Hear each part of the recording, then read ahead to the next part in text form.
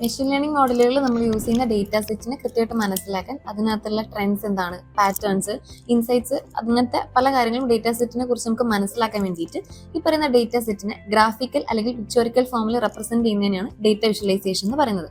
അതിന്റെ ഇമ്പോർട്ടൻസ് എന്താണെന്ന് പറയുകയാണെങ്കിൽ കോംപ്ലക്സിറ്റി കൂടിയ ഡേറ്റനെ സിംപ്ലിഫൈ ചെയ്ത് നമുക്ക് ഈസി ആയിട്ട് മനസ്സിലാക്കാനും അതേപോലെ ഡിസിഷൻ മേക്കിംഗ് ഇംപ്രൂവ് ചെയ്യാനൊക്കെ വേണ്ടിയിട്ടാണ് ഡാറ്റ വിഷ്വലൈസേഷൻ മെയിനായിട്ട് യൂസ് ചെയ്യുന്നത്. അതിൽ മെയിനായിട്ട് വരുന്ന 2 ലൈബ്രറീസ് ഉണ്ട്. അതിൽ ഒന്നെന്ന് പറയുന്നത് മാറ്റ്പ്ലോട്ട്ലിബ് ആണ്. ഇത് 2003 പൈത്തൺ ബേസ് ചെയ്തുകൊണ്ട് ഇൻട്രൊഡ്യൂസ് ചെയ്തിട്ടുള്ള ഒരു വിഷ്വലൈസേഷൻ ലൈബ്രറിയാണ്. ഇത് വേറെ പല ലൈബ്രറീസ് ലൈക്ക് സീബോൺ അല്ലെങ്കിൽ പാണ്ടാസ് പോലെയുള്ള പല ലൈബ്രറീസിന്റെയും ഫൗണ്ടേഷൻ ആയിട്ട് യൂസ് ചെയ്യുന്നുണ്ട്. It provides low level control over plots. അതായത് നമ്മളൊരു ഡേറ്റ സെറ്റ് പ്ലോട്ട് ചെയ്യുന്ന സമയത്ത് യൂസർക്ക് മാനുവലി പല ഡീറ്റെയിൽസും സ്പെസിഫൈ ചെയ്ത് കൊടുക്കാനുള്ള ഒരു പവർ ഈ മാറ്റ്പ്ലോട്ട്ലിബ് പ്രൊവൈഡ് ചെയ്യുന്നുണ്ട്. അതിനാണ് ലോ ലെവൽ കൺട്രോൾ എന്ന് പറയുന്നത്. അതേപോലെ നംപൈ, പാണ്ടാസ്, CSV ഫയലുകൾ, SQL ഫയലിലൊക്കെ ബെറ്റർ ആയിട്ട് വർക്ക് ചെയ്യാനും മാറ്റ്പ്ലോട്ട്ലിബ് കൊണ്ട് സാധിക്കും.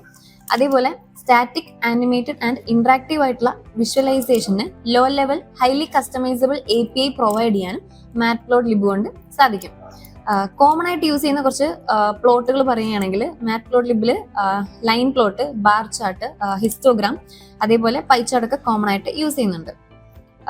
ഈ മാറ്റ്പ്ലോട്ട്ലിബിന്റെ ഒരു പ്രധാനപ്പെട്ട പ്രത്യേകത എന്താണെന്ന് പറയുകയാണെങ്കിൽ കസ്റ്റമൈസേഷൻ ആണ്. അതായത് നമ്മളിപ്പോൾ ഒരു ഡേറ്റ സെറ്റ് പ്ലോട്ട് ചെയ്യുന്ന സമയത്ത് അതിന്റെ ഒരു എക്സാമ്പിൾ ഇപ്പോൾ ലൈൻ പ്ലോട്ട് ആണ് ചെയ്യുന്നതെങ്കിൽ ലൈൻസിന്റെ കളർ എങ്ങനെ വേണം, ലൈനിന്റെ സ്റ്റൈൽ എങ്ങനെ ആയിരിക്കണം, ലൈക്ക് ഡോട്ടഡ് ആണോ ഡാഷ്ഡ് ആയിട്ടുള്ള ലൈനാണോ വേണ്ടത് നമുക്ക് ഡിസൈഡ് ചെയ്യാം. അതേപോലെ ഈ പ്ലോട്ട് ചെയ്യുന്ന സമയത്ത് അതിനകത്ത് ലേബിൾസ് കൊടുക്കുന്നതിന് ലെജൻസ് എന്നാണ് പറയുന്നത്.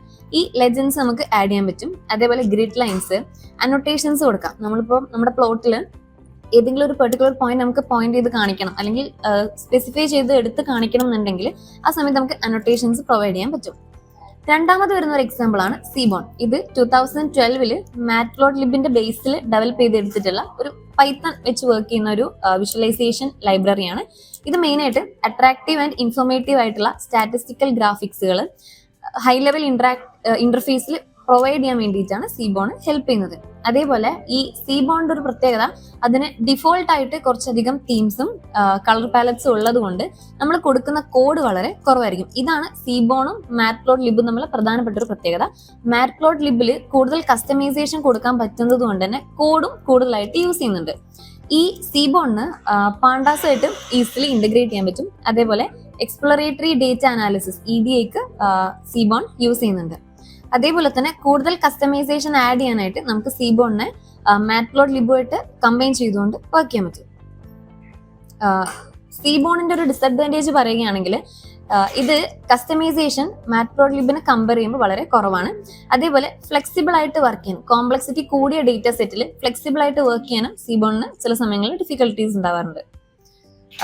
കൺക്ലൂഡ് ചെയ്ത് പറയുകയാണെങ്കിൽ മാറ്റ്പ്ലോട്ട്ലിബും സീബോണും രണ്ടും ഡേറ്റ വിഷ്വലൈസേഷന് വേണ്ടിയിട്ട് യൂസ് ചെയ്യുന്ന 2 ലൈബ്രറീസ് ആണ്.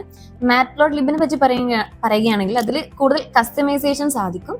അതേപോലെ വേറെ പല സീബോൺ, പാണ്ടാസ് പോലത്തെ പല ലൈബ്രറീസിന്റെയും ബേസ് ആയിട്ട് മാറ്റ്പ്ലോട്ട്ലിബ് യൂസ് ചെയ്യുന്നുണ്ട്. സീബോണിനെ പറ്റി പറയുകയാണെങ്കിൽ സിമ്പിൾ ആയിട്ട് നമുക്ക് കാര്യങ്ങൾ ഇൻക്ലൂഡ് ചെയ്യാൻ പറ്റുന്ന ഒന്നാണ് സീബോൺ. അതിനകത്ത് ഡിഫോൾട്ട് ആയിട്ട് പല തീംസും കളർ പാലറ്റ്സും ഉള്ളതുകൊണ്ട് തന്നെ കോഡ് വളരെ കുറവായിരിക്കും. രണ്ടും മെയിനായിട്ട് ഡേറ്റ സയൻസ്, അനലിറ്റിക്സ് പോലത്തെ ഏരിയയിലാണ് പ്രധാനമായിട്ട് യൂസ് ചെയ്തു വരുന്നത്. Thank you.